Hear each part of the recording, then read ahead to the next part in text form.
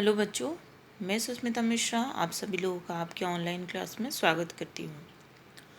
तो आज हम पढ़ने वाले हैं व्याकरण वाटिका के सेकंड चैप्टर वर्ण व्यवस्था। तो आप लोगों को पहले से ही पता है कि आप क्लास 1 से लेकर आप पढ़ते आ रहे हैं कि वर्ण किसे कहते हैं, वर्णमाला किसे कहते हैं और उसके भेद कितने होते हैं। तो क्लास 7 में आते आते आप लोग उसके और भी कुछ ज़्यादा सीखेंगे, जैसे स्वर के कितने भेद होते हैं, व्यंजन के कितने भेद होते हैं।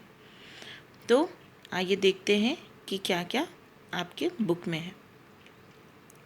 तो आप लोगों को पता है कि मुख से निकला हर ध्वनि के लिखित रूप को हम वर्ण कहते हैं।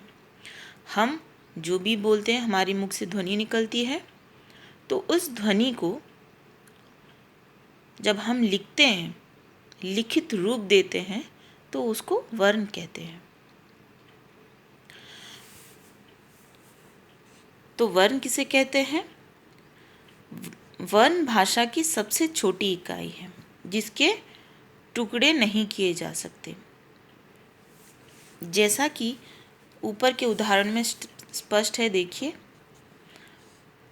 वा, व, आ, ह, अ।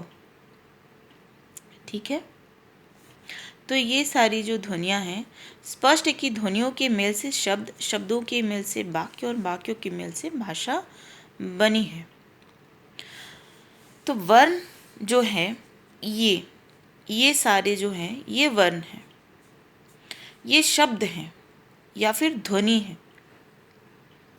वर्णों के मेल से शब्द बनते हैं, शब्दों के मेल से वाक्य बनते हैं, वाक्यों के मेल से भाषा बनती है। तो वर्ण किसे कहते हैं? मौखिक ध्वनियों के लिखित रूप को। जब हम कुछ भी बोलते हैं तो उसके जो लिखित रूप होते हैं, जो ध्वनियों के लिखित रूप होते हैं, उसको वर्ण कहते हैं। वर्ण भाषा की सबसे छोटी इकाई है। इसके टुकड़े नहीं किए जा सकते, इसके और टुकड़े नहीं किए जा सकते, जैसा कि ऊपर दिए गए उदाहरण में स्पष्ट है। वर्णों के समूहों को वर्णमाला कहते हैं। उसके सही तरह से लिखे हुए समूहों को। ये नहीं है कि अलग अलग करके लिखे, इसके बाद वो लिखे, नहीं। उसके वर्णों के समूहों को सजा कर लिखने के तरीके को वर्णमाला कहते हैं। वर्णमाला मुख्य रूप से दो प्रकार के वर्ण होते हैं। तो वर्ण के दो भेद होते हैं, जैसे स्वर और व्यंजन। स्वर जिन वर्णों के उच्चारण में हवा बिना किसी बाधा के मुख से बाहर निकलती है, वे स्वर कहलाते हैं। बिना किसी बाधा के मुंह से निकलती है, उसे स्वर कहते हैं। जैसे अ, आ, ई, उ, री, ए, ओ, अ। तो ये सारे जो हैं, ये स्वर हैं। तो हमारे हिंदी वर्णमाला में कितने स्वर हैं? 11 स्वर हैं। ठीक है। तो हमारे वर्णमाला में 11 स्वर हैं। यहाँ पे देखिए अंग और अ दिया है और ओ दिया है। तो अंग अ क्या है देखते हैं।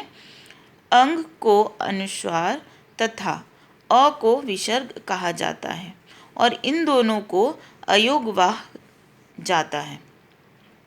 अयोगवाह अर्थात जो स्वर के साथ या उसके जैसे होकर भी स्वर के गुणों का पालन नहीं करते, इन्हें स्वर के साथ न रखकर अलग लिखा जाता है।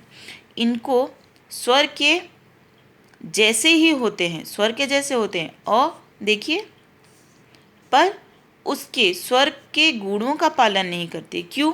क्योंकि इसके ऊपर एक बिंदु है जिसे अनुस्वार कहते हैं। उनके गुणों का पालन नहीं करते, इन्हें स्वर के साथ न रखकर अलग लिखा जाता है, तो ये स्वर में नहीं आते। अब आते हैं औ पे। हिंदी में अंग्रेज़ी के बहुत शब्द आ गए हैं, जैसे डॉक्टर, बॉल, कॉलेज आदि। उनके शुद्ध उच्चारण और लेखन के लिए अंग्रेज़ी की अ ध्वनि को भी हिंदी वर्णमाला में ले लिया गया है। अ को आगत स्वर कहते हैं। क्योंकि वो अंग्रेजी से आया हुआ है, इसीलिए उसे आगत स्वर कहते हैं। अब देखते हैं स्वर के भेद। स्वर के दो भेद होते हैं, जैसे ह्रस्व स्वर और दीर्घ स्वर। ह्रस्व स्वर क्या है? जिस स्वर के उच्चारण में कम समय लगता है और जिसे देर तक नहीं भूला जा सकता, उसे ह्रस्व स्वर कहते हैं। जैसे अ, ई, उ तथा री ह्रस्व स्वर हैं। जैसे हम इसको छोटी ई और छोटा ऊ कहते हैं। तो ये सारे हैं ह्रस्व स्वर। और दीर्घ स्वर कौन कौन से हैं? जिन स्वरों के उच्चारण में ह्रस्व स्वर से दुगना समय यानी 2 मात्रा का समय लगता है, जिसे देर तक बोला जा सकता है, उसे दीर्घ स्वर कहते हैं। जैसे आ, ई, जिसे बड़ी ई कहते हैं, बड़ा ऊ, ए, ओ दीर्घ स्वर हैं। तो हम जब भी पढ़ते हैं तो कैसे पढ़ते हैं? अ, आ, ई, उ, ए, री, ए, ओ, अ। जब मैंने उच्चारण किया तो आप देख सकते हैं, सुन सकते हैं कि अ, ई, उ, री इन चारों में कम समय लगता है, जबकि इसको उच्चारण करने में ज़्यादा समय लगता है। तो ये सारे हैं दीर्घ स्वर। अब आते हैं स्वरों की मात्राओं पे। आप लोगों को पता है स्वरों के चिन्ह होते हैं, तो उनको मात्रा कहा जाता है। स्वर जब व्यंजन के साथ प्रयुक्त होता है तो यह अपने मूल रूप में न होकर मात्रा रूप में प्रयुक्त होता है। जब वो व्यंजन के साथ जुड़ता है तो वो अपने मूल रूप में नहीं होता, उसके चिन्ह लगते हैं व्यंजन के साथ, तो उसको कहते हैं मात्रा। जैसे क, आ, का, क, ई, की, क, ई, की, क, उ, कु, क, उ, कु, क, री, क्री, क, ए, के, क, ए, के, क, ओ, कौ, क, औ, कौ। तो ये सारे हैं स्वरों की मात्रा। अब क, अंग अनुस्वार और विसर्ग का भी प्रयोग चिन्ह रूप में होता है। जैसे क, अंग, कंग, क, अ, क।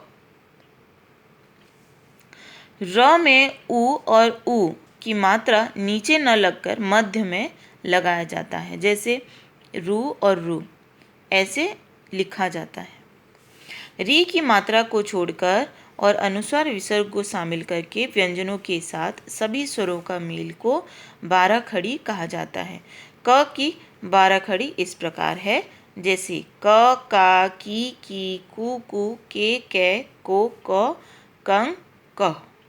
तो ये सारे 12 खड़ी कहा जाता है। जिन स्वरों की मात्राएं शिरोरेखा के ऊपर आती है, उनमें चंद्र बिंदु के स्थान पर अनुस्वार के चिन्ह का प्रयोग किया जाता है। जैसे खिंचाव, मैं, सिंह, मोगरा आदि। आज के लिए इतना ही। नेक्स्ट क्लास में हम व्यंजन के बारे में पढ़ेंगे। Thank you.